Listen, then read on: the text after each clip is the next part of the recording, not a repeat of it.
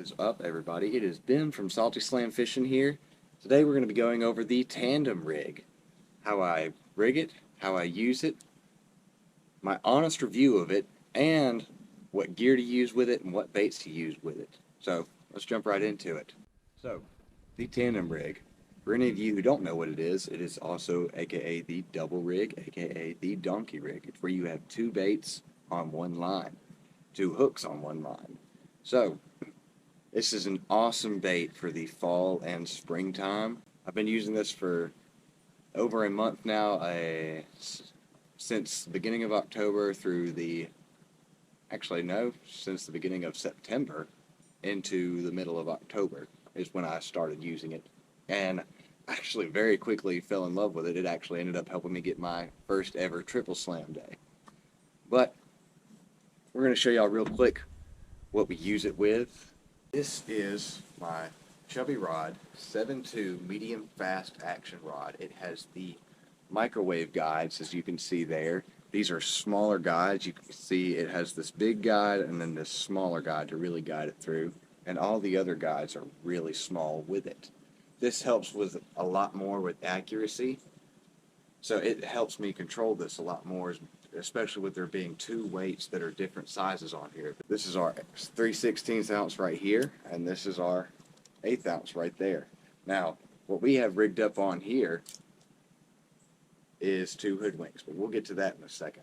First off, we're going to go over line sizes and everything. So, this is my Shimano Nasky 3000. As you can see, I think you really need a 3000 for this, considering you're either hooking up to two smaller fish or two bigger fish. You're going to have quite a lot of weight on this line. So, this is a 3000 size reel with 15-pound braid. 15 is really the most I run for inshore. You don't really need anything heavier when you're running inshore unless you are mainly targeting big fish. But this is a staple inshore braid line. So, this runs down to a 20-pound mono. This is big game mono triling. So, what we have here is we have one single thing of mono on here that we've loop knotted our 3/16 weighted hook on, and we loop knotted our 1/8 weighted hook on. Then we came up here, we made a surgeon's knot right there to make this big old loop and tied a uni knot real quick to our braid. And that is really all you need to make this lure. There are other ways to make it where you can take, I forget what the name of them is, but it's like little swivels. That's what it is, loop swivels. But this has a whole lot more less jewelry on it, so the fish can't really see it too well. And it's worked out very well for me. Now, I will say, I believe the heaviest rod action you really need for this is medium fast. I believe that is perfect for this. It gives you all the action you need in it. It gives you that sensitive tip to feel if something hits your line, while not being too light to not be able to set the hook. This has been an awesome setup for this. I believe I have maybe missed only one or two fish with this setup when I filled them up. For lures on this, you can see I have two hoodwinks on here. Now these hoodwinks are jerk shad / fluke style baits. Now if you're going to put one jerk shad on there and something else, I really don't think that works unless you're jigging it, because these fluke style baits don't really have any action until you give them. They're stick baits. What I usually do, if I put one fluke on there, I'm going to put another fluke on there. Now, I usually won't run the same color unless I have perfectly dialed in that that is the color they want. As you can see here, this is usually what I start off with, is one pink and one white. That helps me figure out, are they going for bright colors? If they don't hit this at all when they are actively feeding, then I know I should probably switch to darker colors. But if they are just hitting these bright colors, I can dial in with just these two, figure out which one's getting hit more and which one's getting hit less, and then I can swap the color out to have both of whatever color is getting hit more. Now, you can rig this with different baits. You can rig this with 2 paddle tails, 2 flukes, 2 jerk shads. The possibilities are endless. I've seen people rig this with a slick junior on the front and a paddle tail on the back, or a slick junior on the back and a paddle tail on the front. Really the possibilities of how you use this are up to you. You can be as creative as you want or as simple as you want. I do believe 2 jerk shads or fluke style baits are really the best setup for this, and just popping it 2 times off the bottom and letting it sink. But that's just my opinion. As y'all have seen in most of the videos that I've done over the past month, that this really does work best to me with the flukes. Now that's just because flukes are my confidence bait. But I have used this with paddle tails. You can use it just straight retrieving with paddle tails, or you can use it with jigging it off the bottom. With the 2 paddle tails, it looks a lot more like a school of bait. It can oftentimes convince the fish to eat more when they're not really that hungry, because it looks more like a school coming through. You can use this with weighted hooks. I haven't done it with jig heads, but I will say I think it would do pretty good with jig heads. It doesn't really get tangled a whole lot. I've only had once or twice where it gets tangled, and that's really just right here that it seems to get tangled. Sometimes this will get underneath that knot and cause pretty annoying issues, but you can usually get it out pretty easily. I have had it twist around itself a little bit, but usually when I throw it back out, it usually does untangles it for me, so I usually don't have to worry about that. I will say, I do believe this, when you're using a double rig, I feel like you need spinning gear. With bait casters, they don't really fare too well when you have 2 things of weight swinging around in the air, as the way the bait caster works is it feeds the line out, and when you have 2 different weights swinging around in the air causing the line to pull at different speeds at time, it can often cause backlashes in your line, and that ain't really too fun to constantly be pulling out. Whereas with the spinning reel, you don't have to worry about that. You just throw it out and it'll worry about everything else. You don't have to worry about any of that. You're probably wondering, well, when's the best time to use this? So the best time to use this really is on those falling pressure days, in my opinion. That's when the fish are most actively feeding. So this makes you more likely to hook up on 2 fish instead of 1. And right now, like I've said in the beginning of the video, we've had a lot of high pressure days and these rising pressure days, so it's been very hard for me to use this rig. But on these falling pressure days, I have had an amazing time with this rig. It has convinced more fish to eat than the single rig has. It has been insane how well it has worked. So for best time to use it, look for a day with your falling pressure. It doesn't have to be a lot. It could just be a high pressure falling back to normal. But as long as that pressure is falling, it is a better time to use that. So for all you weekend warriors out there, just pay attention to the barometric pressure around here. Before you go out, look at the predictions. If you're an insider member with Salt Strong, their Smart Spots app, or either online or on their app, I believe, shows you the pressure predictions throughout the day. And that's what I use a lot to help me figure out my game plan for the day. This is an awesome rig for the fall bite, as there is tons of bait everywhere. This will blend in very well with schools of bait, and will fall off a little bit in the winter. I won't really use this a lot in the winter. As it gets colder, I will switch to just 1 single lure and it being very tiny. But come the springtime, when everything kicks back up again, this rig will be on fire again. So as to where I use this setup at, I use it mainly in the marsh.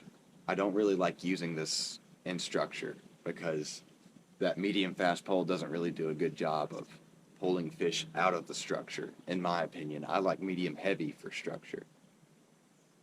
Now you could use this on a medium heavy, but to me that's a little overkill. But if you want to use this on structure, go ahead. I don't want the possibility of catching 2 fish on structure and the headache of trying to pull them out while they're trying to go back into the dock. It just seems like a very big headache and a very easy way to lose this setup. So I usually use it in the marsh. I'm using it in the creek systems, the creek mouths, everywhere in the marsh. Especially if I'm seeing schooling bait, I'm throwing this. You can throw this even without seeing schooling bait. I've done it over y'all seen the triple slam video. I will I will try and link that in the top. But this is a very excellent rig for the marsh, especially in open waters, even in tight waters in the creeks. It's an awesome little setup.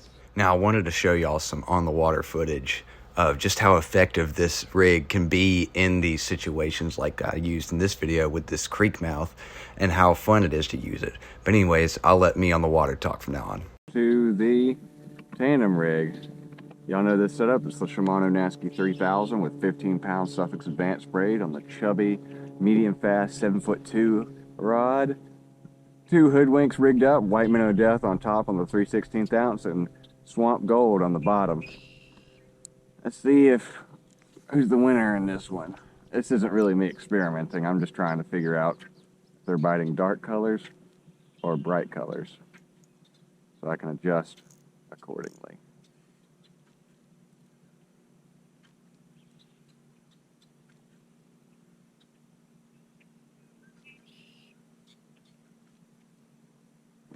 There we go. Well then. Okay. Wow. That was a bit of a wake-up call. Please don't be another bull red. I don't know if I can find another bull red. But good Lord, it's feeling like one.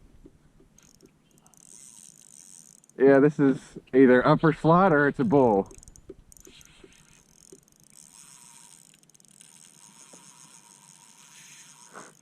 Well, guys, we've done it again, hadn't we? Oh, he's swimming to me. He's swimming to me. God bless.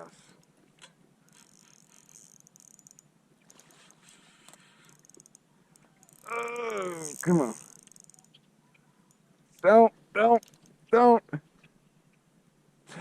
bless. Almost broke off right there. God bless, quit. Oh. Good size red, good size red. Upper slot for sure. Quit. Ah. God, he knows exactly where to go.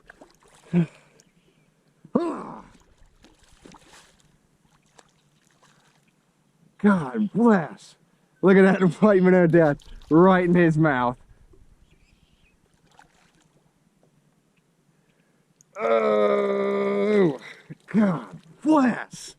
This fish has some freaking shoulders on him. Stop, please. Oh my gosh. Okay. Are you done? It doesn't seem like you are. Come here. Come here. Heck yeah. Heck yeah. He was in a textbook flounder spot, that little creek mouth right there.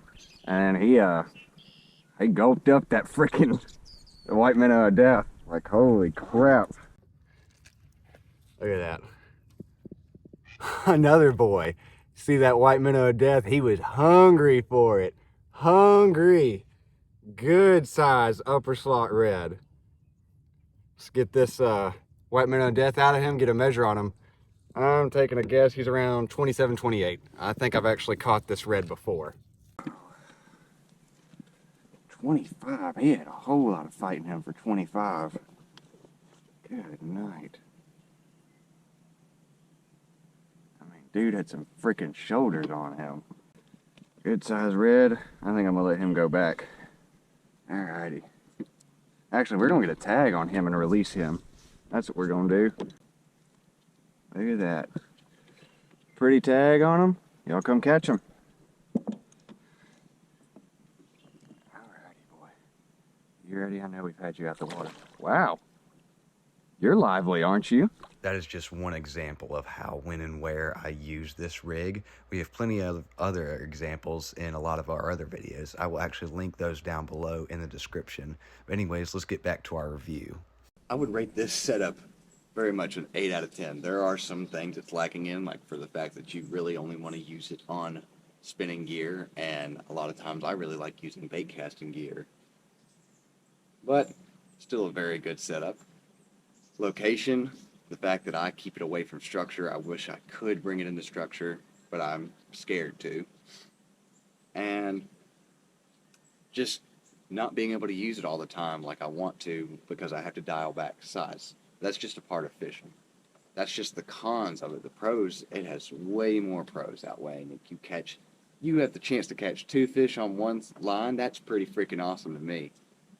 So, I'd rate this an 8 out of 10. So, I really do hope y'all enjoyed it. If y'all like the video, leave a like on it. Leave a comment on what next deep dive y'all really want to see. We have a lot more planned. It's going to be happening on this channel very soon, and we have no shortage of content. We're about to get into some really fun and cool things this season. But I will see y'all on the next video. Peace.